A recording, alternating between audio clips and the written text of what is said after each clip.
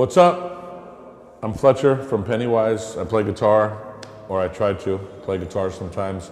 You're watching Tribal Area.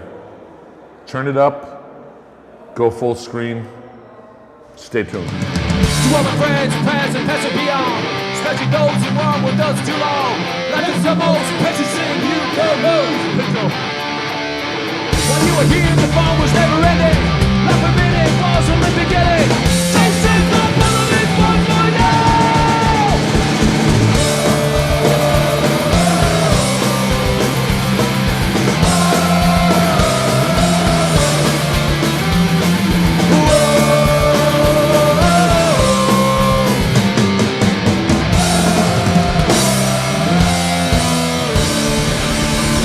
It's like replacing one crazy person with a crazier person.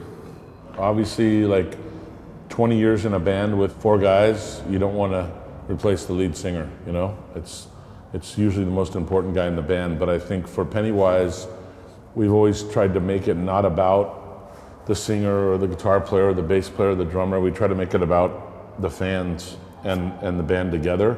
So it's a hard thing. I think a lot of bands would choose not to do it, but Zoli's a great singer. He's a really good guy.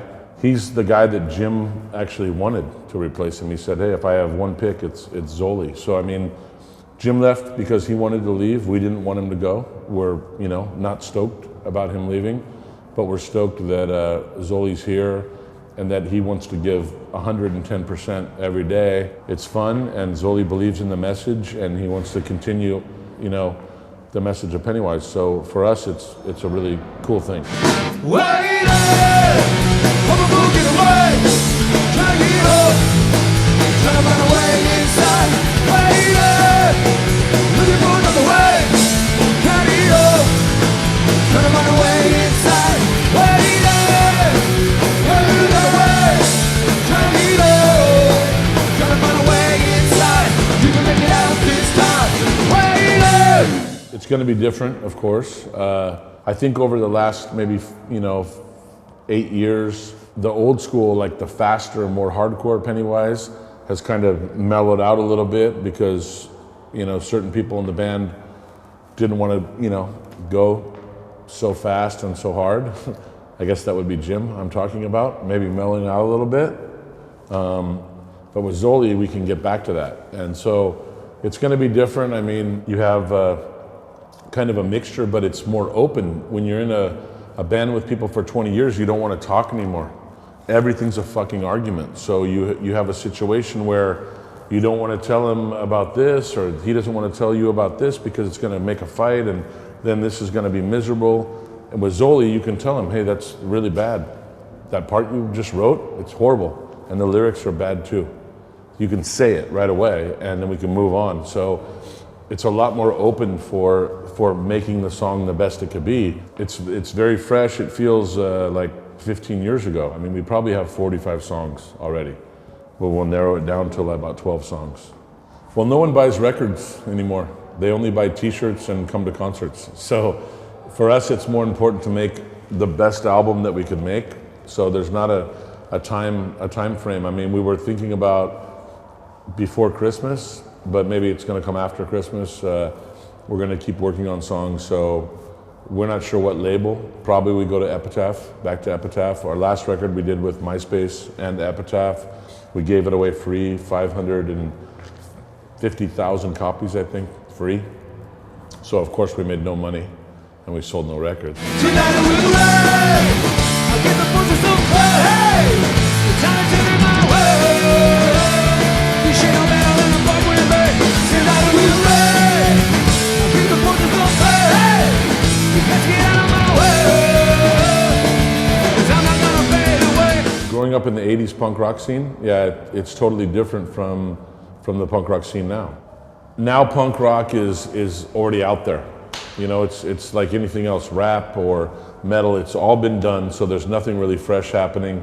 I think that the scene has changed a lot, but it's still cool, obviously, to come out and play for the kids and say what you want to say on your songs and connect with the audience. I mean, that's the most important part, but to relive the 80s would be great.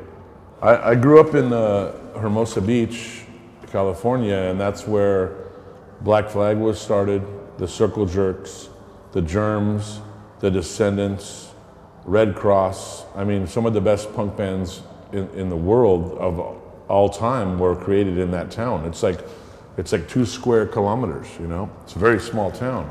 And so we were growing up going to backyard parties and house parties, you know, watching Black Flag play in a living room, or you know, Circle Jerks or the Descendants. So it was really cool to be part of that and see, I don't know, it was so much different because there weren't hardly any nightclubs. There was no record companies. Nobody liked punk rock. Everyone said, fuck punk rock, fuck Mohawk, fuck tattoos, fuck all of you. And so when you walked down the street with a Black Flag shirt, then you were saying to everybody that could see you, fuck you. I'm different. It was rebellion, you know? And you had nothing to gain from it. We weren't getting paid. We were just saying, fuck you. If you don't like it and I make you mad, that's a good thing. We like making people mad, punk rockers. I know I do.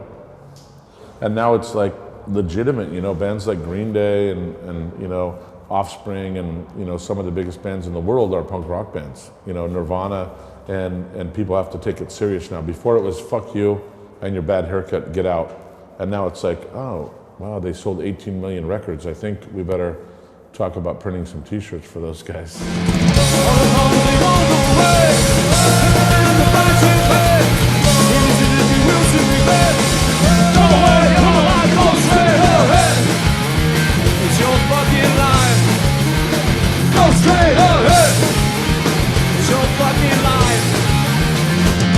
My family was alcoholics. My parents were both alcoholics. My dad, hardcore, you know, 6 nights a week. He would go to the bar every night, 5 o'clock, come home at 2:30, drunk, get up at 7 o'clock, go to work, and maybe have, you know, only a couple beers during the day. My mom drinking vodka. So of course, both my brother and I became alcoholics. Still an alcoholic. You know, we had a pretty bad family life, but like my parents were really loving. My mom's still alive, my dad's gone. My brother, he's gone 1 year ago. But we had a kind of a really good family and then a really chaos family. Like the nighttime was fucking like the shit you see in movies, but worse, you know, just everything breaking, fighting, and, you know, just crazy shit. And I think that's one of the reasons why we probably turned to punk rock, because we were rebelling against our parents. So when they come home and they see a Dead Kennedys album or a Black Flag album or Circle Jerks, they're throwing that shit in the trash can, you know? They hear that music, they said, what the fuck is this? They hear the lyrics, you know, Too Drunk to Fuck, you know, Holiday in Cambodia. I mean, your parents in the fucking 80s were saying, fuck, you're not listening to this, you know? And they smash your record and say, fuck you. You know, you come home drunk 6 nights a week and fucking break the windows in the house? Fuck you. So the walls in my bedroom were spray painted with Misfits and fucking Black Flag everywhere, you know, in a pretty, I guess, okay neighborhood back in those days. And it was a pretty crazy upbringing. But, you know, I think that your upbringing makes you who you are. It makes you either strong or weak. And you see a lot of people that grow up in perfect families that are the most fucked up people in the world, you know?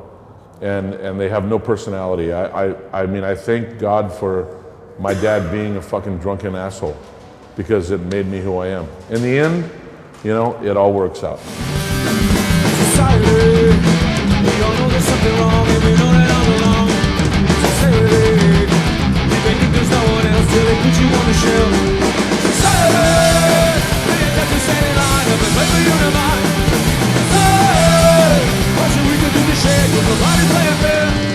I mean, America's in so much trouble right now with the recession. I don't think people even realize how bad it really is. It's right now they're putting a Band-Aid on it, you know? But really, nobody has jobs. Everybody's saying, I need a job, please. 800 people showing up at one fucking restaurant to have one waiter job. I think there's a lot of problems. And Osama got did I say Osama? Obama, I think, he's got a tough job because I think George Bush created a lot of problems. But it's not even the presidents, George Bush or Obama, that create the problems. It's all the fucking people behind the scenes, the people in power, the people with money, the Federal Reserve. There's a lot of bad shit going on. He's gonna try to fix it. He'll probably do some good. People will be mad at him. You know, the healthcare thing is probably, I don't know, will he get reelected, Randy? I think he gets reelected. But I think, you know, it's gonna be step by step, and usually when the Democrats are in office, it makes things better for a little while, and then the Republicans get control back, and then they make things bad, and then back and forth, and it's kind of all a lie.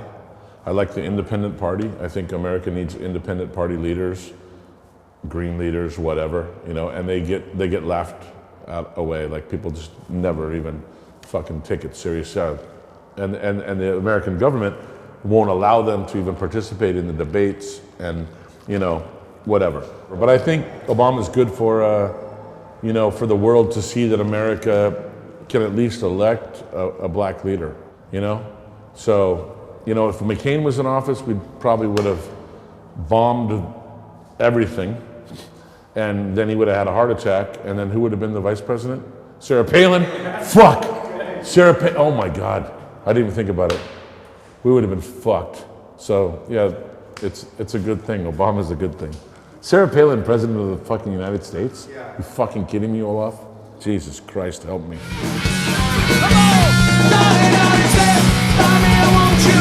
Stand by me, I want you stand, won't you stand by me?